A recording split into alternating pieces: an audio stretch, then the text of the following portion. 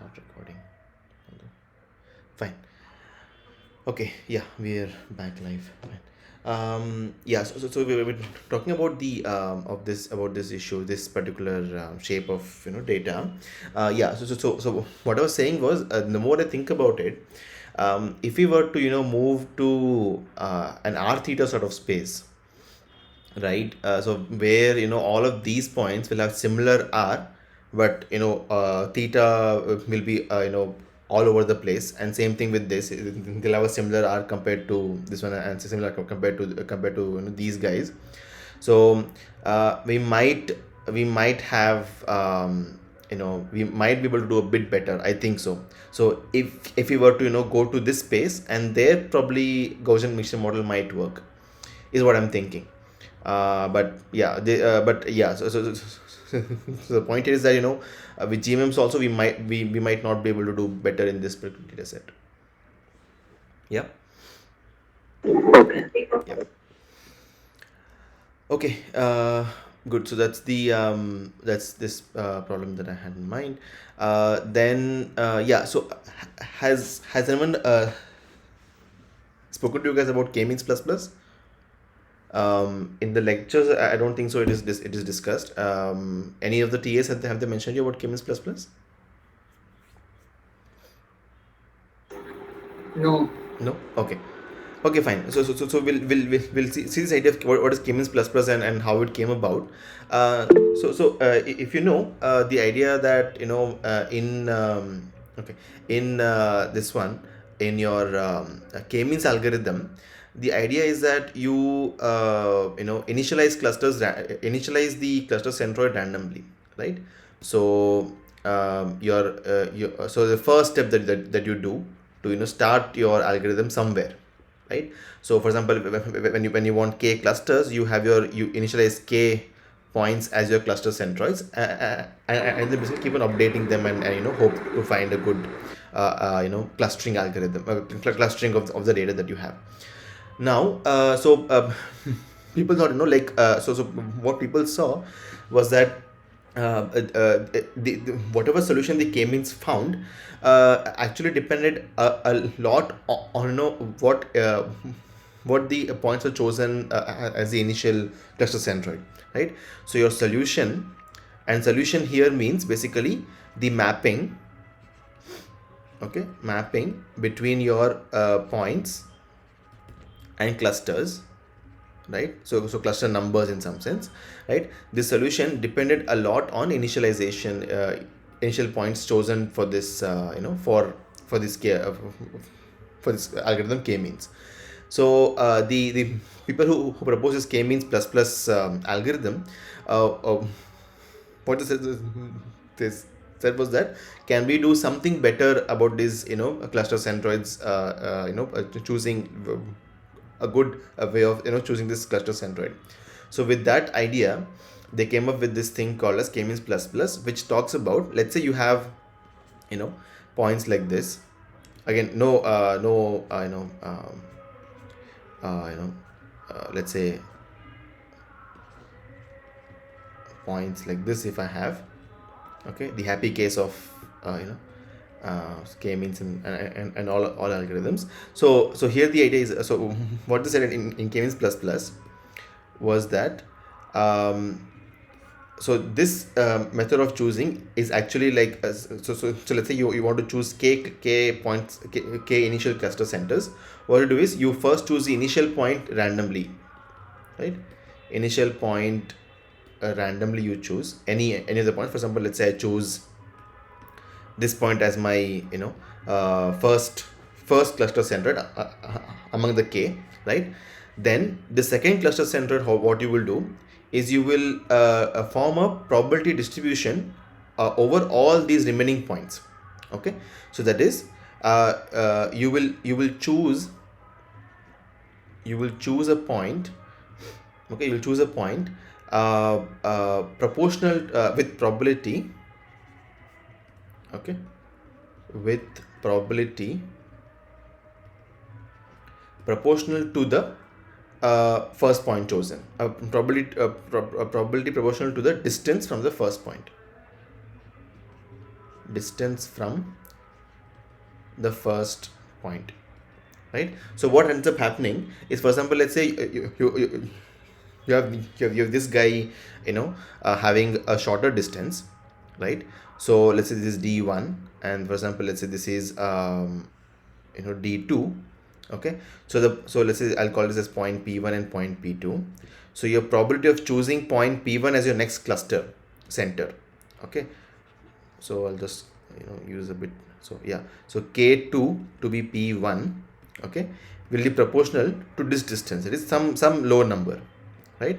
And probability that k2, this is second cluster centroid, is, let's say, p2, is proportional to some high value, right? Because the distance is high, right? So what you do is, with this probability distribution over these remaining points, you will sample a point from this one based on this probability distribution. Okay, so what ends up happening is that you will actually have the second cluster centroid that you choose on average will be very far from the first cluster centroid that you choose, right? So okay, so let's say, for example, we ended up choosing this point as your next cluster centroid, right? So this is k1, this is k2, and the third cluster centroid, then what you will do is, you'll basically choose it with some probability proportional to the distance to the closest centroid. Okay, so for example, let's say when you have for example, this point, let's say you're trying to consider this point now, p3. You will see how much is p3 far from p2, how much is p3 far from k2 and k1. So the least among them is this distance. So the probability of choosing this point p3 as k3, the third cluster center, will be proportional to this distance. Okay, so what these authors actually ended up proving is that using this k-means plus plus, okay, gives you faster convergence. Okay, faster convergence on your this one, and it on average on average does better than random initializations. Okay, and again, see, does better and all of these are very loosely defined terms in not accurately defined terms in clustering. The idea is, so does better in the sense, like, it makes meaning of the better clusters are basically found compared to when you use this algorithm, compared to using just a random method of choosing cluster points. Okay, so k-means plus plus is not another clustering algorithm. It is a way to initialize your cluster points, and then, so once you have found the cluster points, once you have your k cluster points, you'll just run your normal k-means algorithm, right? So k-means you don't change in any way. It is just a way to initialize these k cluster points a bit better compared to just using random method of doing this choosing your initial cluster points. So if you have looked at the k-means class of your sklearn, you actually have one more parameter saying, like, what to use for to make your initial cluster points. The default right now, the default people use now is k-means plus plus, because it gives you these good properties compared to your usual k-means algorithm. Okay, yeah, so any doubts here? Otherwise, we'll move to the last topic of the day.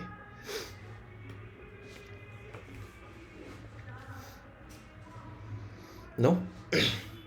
Okay, yeah, so the last thing was, I was basically seeing, like, how could we use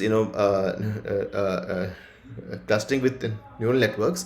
Okay, so the idea that we saw before, a bit before, when you use PCA with DB-scan, right, it did find some nonsensical sort of labels. For example, okay, just 55 points guaranteed, but still with that, it could do a bit better with the same sort of parameters.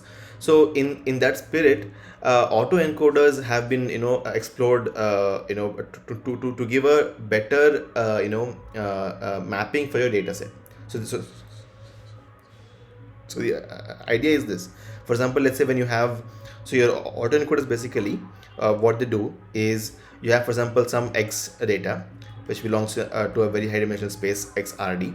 Okay, you use some sort of an algorithm to go to a lower dimensional space. For example, let's say Z, which is, let's say, R power, I'll not use K,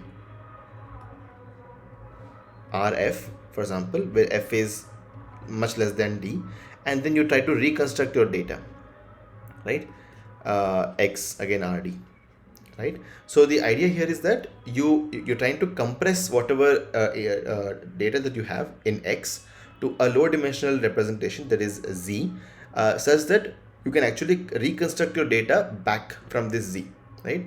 So the idea being that whatever information is required for reconstruction will hopefully be captured by this this space called Z space, right? So when you do this, so for example, you can basically have your have a network learn, go through this sort of an algorithm and try to learn these Z's for each of these input features. So what you do then is you can actually for each xi that you have in your data set, you can use the first part of the network, which is called the encoder part of the network, right? Because this in some sense encoding your data point to a low dimensional data space, that is your latent space. It's also called latent space, right? And your decoder, this is your decoder that basically takes a latent and decodes its information to generate your data back, right? So what you do is once you have trained a system like this, the idea is that you look at xi and you run it through the encoder, right? And then get zi. You perform your clustering algorithm on the zi data sets, data points. Okay, the hope is that, see, we just discussed that your Euclidean distance is not good in, for example, the last dimensional space. So hopefully when you run with Euclidean sort of a metric on this f dimensional space, you might be able to do a bit better compared to using it directly on the actual data space. Okay, so this is one way in which people have tried to use, doing clustering with neural networks. One more paper that was there, I was going to what they try to do is they change the way in which your network learns itself. Okay, so here in this approach, the idea is this, right? So in the previous approach, what you do is you just learn the x to z to x mapping, okay, independently from any of this one, and then on you take all the z space and you perform clustering on the z space, right?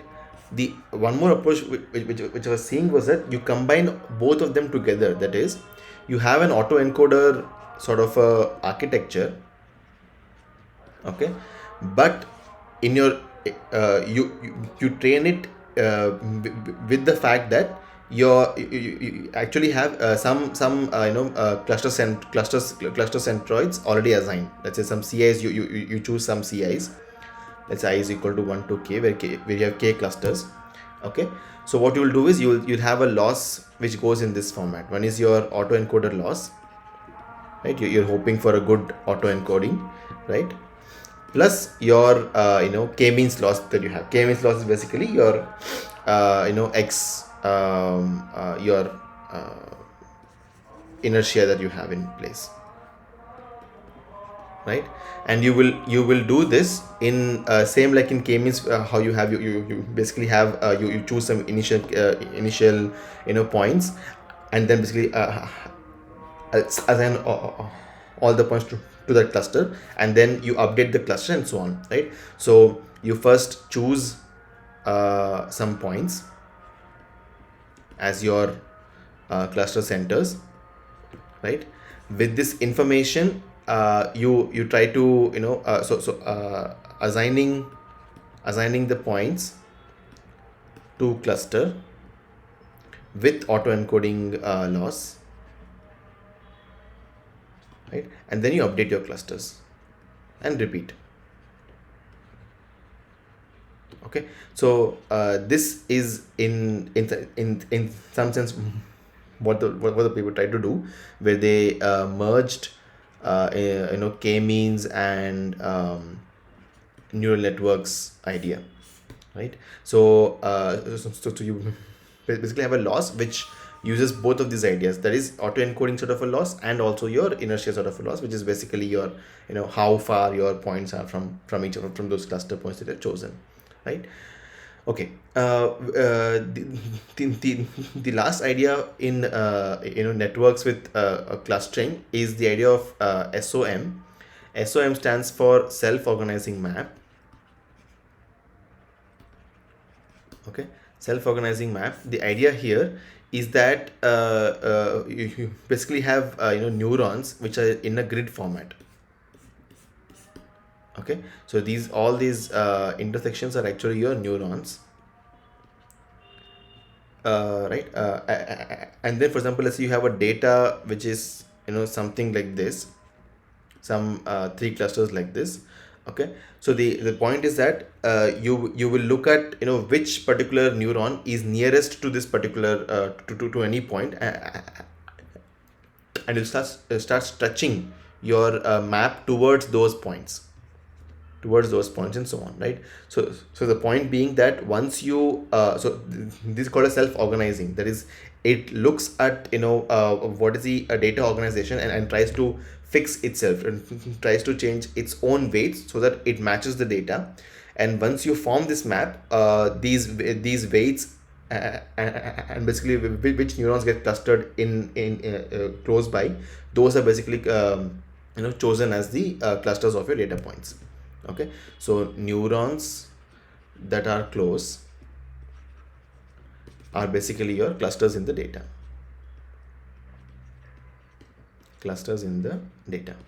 Okay, so again, a lot of ideas in this field of clustering with neural networks.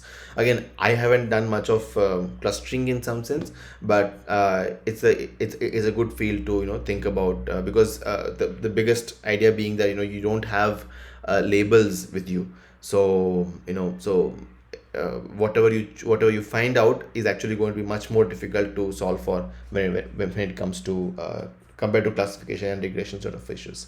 Yeah. So it's all I had prepared for today. Any doubts you guys have?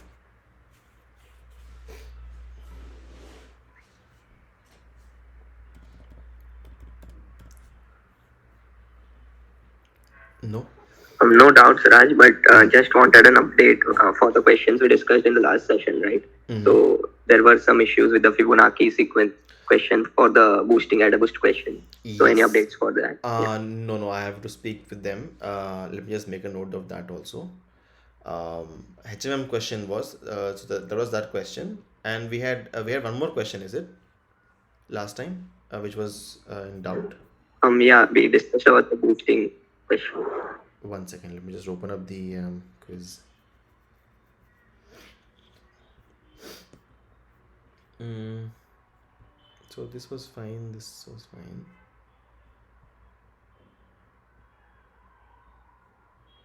I think it was in the week before this. Week 8 is it? Yeah, probably. Mm, Bayesian network. Remember this one. So the third question is for sure it's going to be this one. And this is the fourth question we discussed.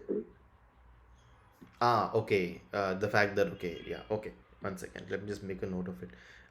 So this was your week 9 and week 8 question 4, right? So add a boost and gradient boosting. Yeah. Okay, fine. I'll talk to them today. Mostly today, I'll just talk to them, and I'll give you an update on the Google Groups itself. Yeah. Okay, thank you. Yeah. Okay. Anything else? Have you guys gotten your things clarified about the final exam? How it's going to be, where it's going to be, and all of that? Is that clear? If not, then No, I think we got any updates. Okay, you haven't got any updates, is it? No, no. Okay, ठीक है. Like we have the updates of the exam, like it's going to be an MCQ based exam, but which type of questions would be asked? Nothing regarding that. Yeah. Okay, ठीक है. Okay, so I'll ask about that also, and just get, let's see if they can give some information about that. So final It's a exam. previous year question paper or something like that. It will help. Okay, final exam, previous question papers maybe. Okay,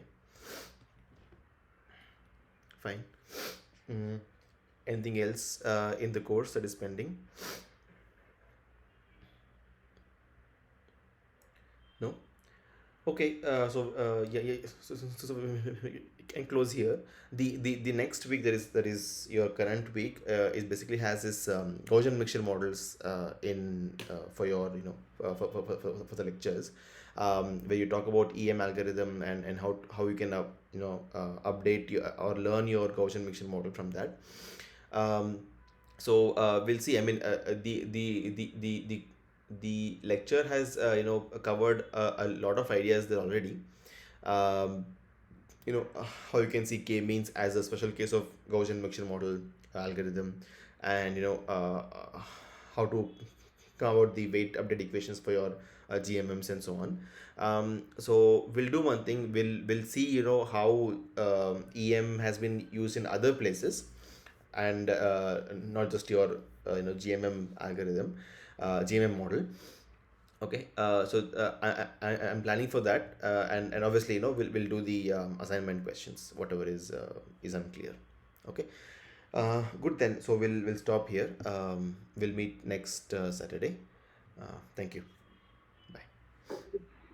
Thank you.